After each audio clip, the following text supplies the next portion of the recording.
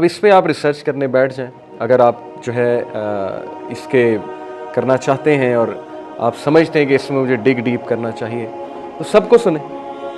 आप एक साइड को ना सुने, सिर्फ स्केप्टिक्स को ना सुने, आप जो है वो क्रिएशनिस्ट को भी सुने, आप जो है वो ऐसे फिजिसिस्ट को भी सुने जो दीस्ट हैं, to name one Michio Kaku, ठीक है। आप उसके सुने क्लिप्स के is there a life after death and god कौन है, गॉड क्या है, वगैरह वगैरह। आप फिर स्कॉलर्स के पास भी जाएं। ये है ना जस्तजू, ये तो जस्तजू नहीं है ना कि यूट्यूब पे एक एथियस्ट का चैनल खोल लिया जो जहर उगल रहा है बैठ के रिलीजन के ख़िलाफ़, या एक ख़ास कंपनी में हर वक्त बैठे रहना और बस उनसे बातें करते रहना। ये तो फिर रिसर्च ना होगी, ये तो बायसनेस है। ओके, सो यही बात अल्लाह कहता है कि निकलो, अगर मुझे तलाश करना है फिर चलो आओ, let's dig deep. Creation of havens and earth पे गौर करो, कैसे बन गया, क्या थ्योरी है, अपनी थ्योरी पेश करो। बिग बैंग से बना है, बिग बैंग कैसे हुआ, can something come out of nothing. Quran में अल्लाह ने कहा है कि क्या तुम खुद से बन गए, या तुम अपने आप को बनाने वाले हो, या तुम किसी भी चीज़ से नहीं बने। 3 सवाल अल्लाह ने किए, क्या तुम खुद से बन गए हो, या तुम्हें बनाने वाला कोई है, या जो है वो किसी भी चीज़ से तुम you arose out of nothing, खुद से जो है वो बन गए हो या किसी भी चीज़ से नहीं बने हो। ये क्वेश्चन है सोचने वाला। और कायनात जो है ये कैसे बन गई, इतनी ज़बरदस्त सिंक्रोनाइजेशन, इतनी ज़बरदस्त मैथमेटिक्स किसने लगा दी। एक एक प्लैनेट जो है वो अपने एक्सिस पे रिवॉल्व कर रहा है।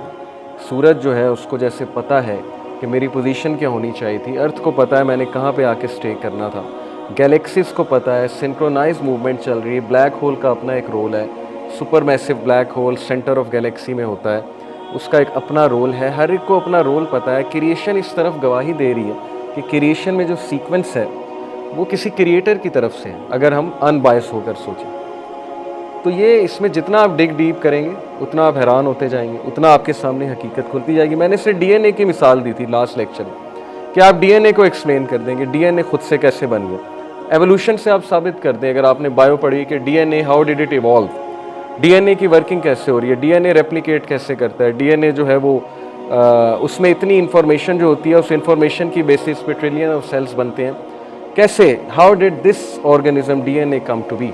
इस पर ही अगर हम बात कर लें तो ये तो छोटी सी चीज़ है ना डीएनए।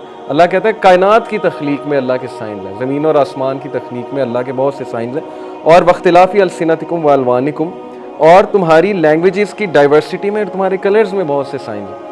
मैंने लैंग्वेज की सारी साइंस आपके सामने खोली थी, आप देख लें लैंग्वेज कैसे डेवलप होती है, ब्रेन के कौन से सेंटर्स उसमें एक्टिव होते हैं, लैंग्वेज में सिंटैक्स कैसे, कौन सा पार्ट ऑफ ब्रेन जो है वो अंडरस्टैंड करता है, सिमेंटिक्स जो है वो ब्रेन का कौन सा पार्ट जो है प्रोसेस कर रहा होता है, और फोनेम्स जो है वो ब्रेन का कौन सा पार्ट जो है वो प्रोसेस कर रहा होता है। ये जो ब्रेन इंसान का बन गया है, the only intellectual being with a pre frontal cortex, तमाम क्रिएशन में से इंसान का प्री फ्रंटल कोर्टेक्स होता है, और वो प्री फ्रंटल कोर्टेक्स एनालिसिस के लिए, कॉन्सिक्वेंसेस के लिए रिस्पॉन्सिबल होता है। तो ये कैसे हुआ है एवोल्यूशन से, कोई समझाने तो बैठे ना, बात करते हैं कि आओ बात करते हैं कि ये सब बाय चांस कैसे बन चुका है। क्या ज़रूरत थी इंसान को अक्ल देने की, क्या ज़रूरत थी नेचर को, अगर वो पर्पज़ ही उसका कोई नहीं है तो फिर ये सारी चीज़ों का मकसद क्या है। यही अल्लाह ताला इसकी तरफ तवज्जो दिला रहा है कि कौन है ये बनाने वाला, किसने तुम्हें लैंग्वेज बताई है, किसने लैंग्वेज सिखाई है, तुम्हारा बनाने वाला कौन है, अल्लाह। और अगर तुम किसी साइंटिस्ट से बहुत इम्प्रेस हो रहे हो तो सोच लो कि उसका खुदा कैसा होगा। अगर तुम अपनी मौजूदा साइंस से बहुत इम्प्रेस्ड हो तो सोच लो कि अल्लाह के यहाँ क्या साइंस होगी। ह्यूमन बीइंग अल्लाह नहीं है, ह्यूमन बीइंग जो है वो बस एक जुस्तजू करके ख़ास लेवल तक पहुँच सकता है और वहाँ पर पहुँच रहा है आहिस्ता आहिस्ता, लेकिन सोच लो कि क्रिएटर क्या होगा, फिर उसका मुकाबला करने की कोशिश करो। और फिर कहा कि वो अलवानिकुम व अलसिनतिकुम वो अलवानिकुम, और तुम्हारे कलर्स में, तुम्हारे स्किन्स में भी बहुत बड़ा साइन है अल्लाह की तरफ से। देखें स्किन्स में क्या साइन है, ये सारा जो एक सिस्टम है बॉडी का, ये जो होम्योस्टेसिस का हमारे अंदर सिस्टम है, ये एक बैलेंस की कोशिश कर रहा है। हर चीज़ ना बैलेंस को अचीव करने की कोशिश करती है। ये एक तमाम रिलीजन्स में एक फ़िलासफ़ी भी है, जैसे जापानीज़ कल्चर की हम बात करें तो यिंग और यांग, उनका बड़ा मशहूर कॉन्सेप्ट है yin and yang, evil and good, they try to balance each other out. बहुत हिंदूज़ के भी यही कॉन्सेप्ट है, कार्मा का भी यही कॉन्सेप्ट है, हर चीज़ बैलेंस हो रही है यूनिवर्स में। तो अगर हम अपने अंदर ही झांक लें तो हमारी भी बॉडी में बहुत सी चीज़ें बैलेंस आउट हो रही हैं। अल्लाह ताला ने सिस्टम ऐसा रखा है, अगर कोई वायरस दाखिल होता है तो उस वायरस को मुकाबला करने वाले या उस बैक्टीरिया को मुकाबला करने वाली चीज़ मौजूद है, हर चीज़ का बैलेंस है। तो स्किन कलर के हवाले से क्या बैलेंस है, देखें जो केमिकल रिस्पॉन्सिबल है स्किन कलर देने के लिए, उसको कहते हैं मेलानिन। वो एक डार्क ब्राउन या ब्लैक पिगमेंट होता है स्किन के अंदर, और ये स्पेशल सेल्स बनाते हैं, मेलानोसाइट्स इन्हें कहते हैं। मेलानिन का जो पर्पज़ है वो होता है कि स्किन को हार्मफुल अल्ट्रावायलेट रेज से बचाए। मेलानिन इतना वेल डिज़ाइंड है हमारी बॉडी कि हर बिहेवियर के पीछे एक केमिकल है, उस केमिकल का साइंटिस्ट ने एक नाम दिया हुआ है, और द वे वी रिएक्ट, हमारी नींद के पीछे भी एक केमिकल है, ठीक है, वो भी मैंने आपसे डिस्कस किया था। हमारी लैंग्वेजेस बनने के पीछे भी केमिकल वर्क हो रहा है ब्रेन के अंदर। तो यही बात गवाही दे देती है कि ये सारी चीज़ वेल डिज़ाइंड है और क्रिएटर की तरफ से। ये जो अल्ट्रावायलेट रेडिएशन होती है कैंसर कॉज कर सकती है, ठीक है, हम सबको पता है। तो मेलानिन जो है it acts as a natural sunscreen by absorbing these UV raise.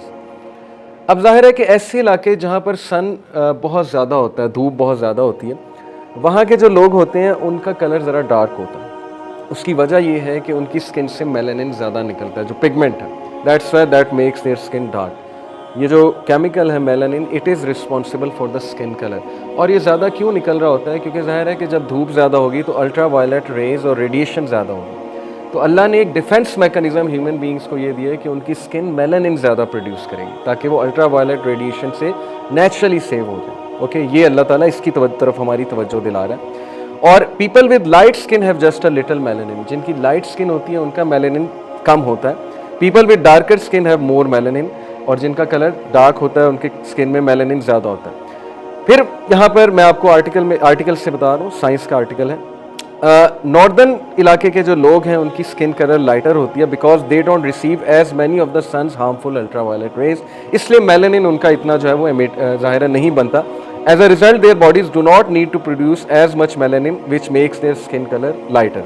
On the other hand, lighter skin color tones in northern areas allows more UV rays to penetrate the skin to help produce the essential amounts of vitamin D that the body needs.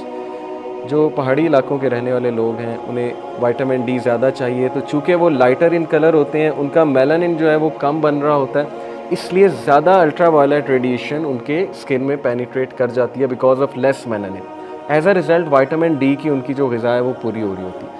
यानी हर इलाके में हर लोगों के लिए जो natural setup है वो किसने किया हुआ है? अल्लाह ताला ने किया हुआ। बॉडी अपने आप को एडजस्ट करती है हर एनवायरनमेंट के मुताबिक। ये किसकी साइंस है इसके पीछे? इंसान की साइंस नहीं है, इसके पीछे अल्लाह रब्बुल आलमीन की साइंस।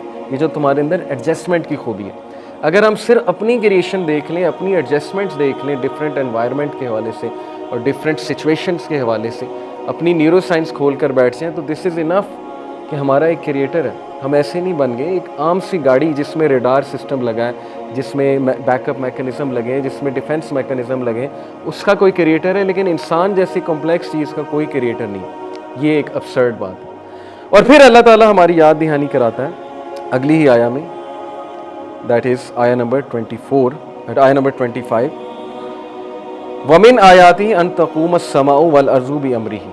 ये बहुत पावरफुल आया, बहुत ज़बरदस्त आया। अगर हम इस पर गौर करें कि अल्लाह के साइंस में से ये भी है कि ज़मीन और आसमान खड़े हुए हैं उसके कमांड से।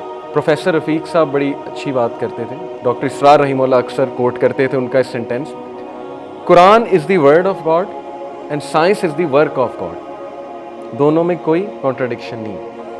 साइंस क्या है? Study of natural world. Natural world किसने बनाया? अल्लाह ने बनाया। तो जब हम साइंस पढ़ने जा रहे हैं, इसका क्या मतलब है कि हम अल्लाह के वर्क को अंडरस्टैंड करने जा रहे हैं। मॉडर्निज्म कैसे आई, ठीक है, चर्च का क्या रोल था और किस तरह से गोरे जो है वो पोस्ट मॉडर्निज्म तक आ गए, फिर आपको गेम समझ आएगी कि हुआ क्या है। अदरवाइज़ कहाँ क्लैश है? अल्लाह ताला ने तो इंसान को कहा कि गौर व फिक्र करो, जस्तजू करो, ढूंढने निकलो, मेरी क्रिएशन को स्टडी करो, लेकिन उसका मकसद बेनिफिशियल होना चाहिए, उसका मकसद डिस्ट्रक्शन नहीं होना चाहिए, उसका मकसद नेगेशन नहीं होना चाहिए ऑफ द क्रिएटर।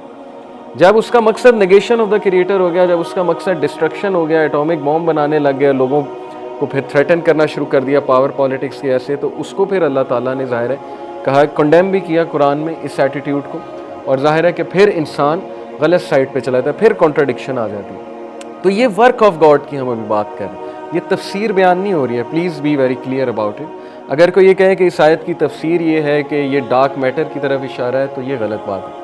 तफसीर से मुराद होता है कि अल्लाह की एक बात से क्या मुराद है। तफसीर उलमा ने लिख दिया, मुफस्सिरीन ने। तफसीर इब्न कसीर का मुतालिया करें, उसमें आपको इल्मी पॉइंट्स मिल जाएंगे, क्योंकि तफसीर होता है कि हर आम बंदा उसको समझ जाए, एक गांव का भी बंदा समझ जाए। अगर मैं यहाँ डार्क मैटर को तफसीर कहने लग जाऊँ तो ये हर आम बंदा नहीं समझ सकता। आप तो पढ़े लिखे लोग हैं, इसलिए मैं आपको इस तरह से समझाने की कोशिश कर रहा हूँ कि हम अल्लाह सुब्हानहू व तआला की क्रिएशन पे गौर करते हैं। ये तफसीर नहीं है, ये हम work of God of science की बात करने लगे। ओके, इस आयत को सामने रखते हुए कि क्या कि अल्लाह ताला हमें ये कह रहा है कि उसके साइंस में से कि हेवन और अर्थ खड़े हुए हैं अल्लाह सुब्हानहू व तआला की वजह से।